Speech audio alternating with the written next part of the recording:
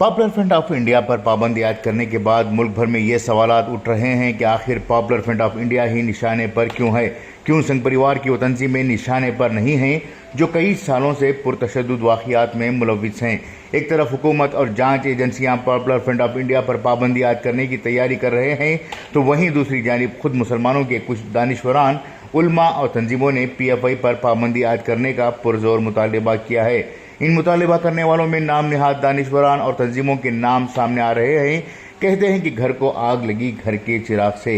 बिल्कुल इसी तरह से मुसलमानों की तंजीम पर पाबंदी आयद करने का मुतालबा करने वाले खुद मुसलमान ही नजर आ रहे हैं।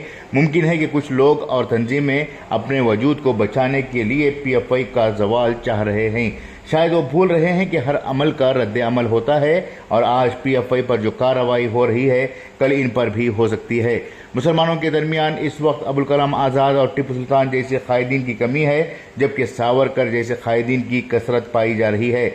उस दौर में सावरकर ने अंग्रेज़ों से माफ़ी मांगकर अपना वजूद बचाने की कोशिश की थी और आज मुसलमानों के खुद सुगाख्ता लीडरान अपना वजूद बचाने के लिए RSS व हुकूमत की चापलूसी करते हुए कहीं मुलाकातें कर रही हैं तो कहीं सद्भावना मंच बिछा रहे हैं, जहां कुरान में खुले तौर पर कहा गया है कि ऐ ईमान वालो, तुम यहूद व नसारा को दोस्त ना बनाओ, ये तो आपस में ही एक दूसरे के दोस्त हैं। तुम में से जो भी इनमें से किसी दोस्ती करेगा वो बेशक इन्हीं में से है।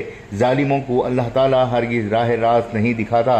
इसी तरह से एक और आयत है जिसमें अल्लाह का फरमान है, और कभी खुश ना होंगे आपसे ये यहूद व नसारा तक आप इनके मजहब के पैरोकार ना हो जाएं।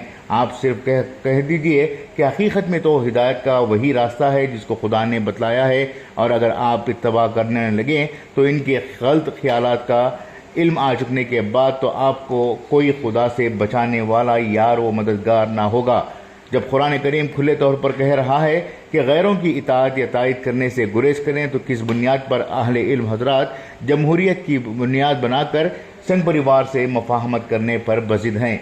हाँ, मुल्क के दस्तूर की तायद करनी चाहिए और इस पर अमल भी करना चाहिए, लेकिन जो तंजीम मुल्क के दस्तूर की मुखालिफत में है और हिंदू राष्ट्र बनाने के लिए बजिद है, उस तंजीम से क्या मुफाहमत की जा सकती है और क्या इनकी तायद की जा सकती है। होना तो ये चाहिए था कि मुल्क के मुसलमान PFI के खिलाफ की जा रही कार्रवाइयों को रोकने और क़ानूनी तरीके से इस तंजीम की इस्लाह के लिए मुतालबा करते। लोग ये समझ लें कि आज PFI है तो कल मुसलमानों के मदरसों और मस्जिदों पर भी पाबंदी आयद की जाएगी। PFI का तरीक़ाकार क्या है और इसकी क़ियादत किसके हाथ में है, ये सब देखने के बजाय इस वक्त अव्वलीन तरजीह इस बात पर देने की ज़रूरत है कि तमाम मुसलमान मिलकर इस कार्रवाई को रोकने के लिए हुकूमत पर दबाव डालें।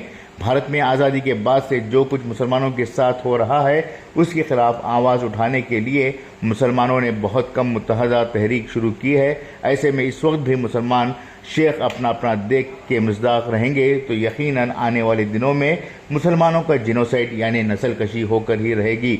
हम उसी जेनोसाइड की बात कर रहे हैं जिसके ताल्लुक़ से पहले ही कई बैनुल अक़वामी तंजीमें व ममालिक ने पेशन गोई की है। अगर वाकई में PFI ख़राब है तो उससे ख़राब बजरंग दल और VHP भी हैं, उस पर भी कार्रवाई करने की ज़रूरत है। मगर हुकूमत पर उसी वक्त दबाव पड़ेगा जब भारत के आम मुसलमान इस क्रैकडाउन के ख़िलाफ़ आवाज़ उठाएंगे। खुसूसी पेशकश मुदस्सिर अहमद, इनकलाब न्यूज़, बेंगलुरु।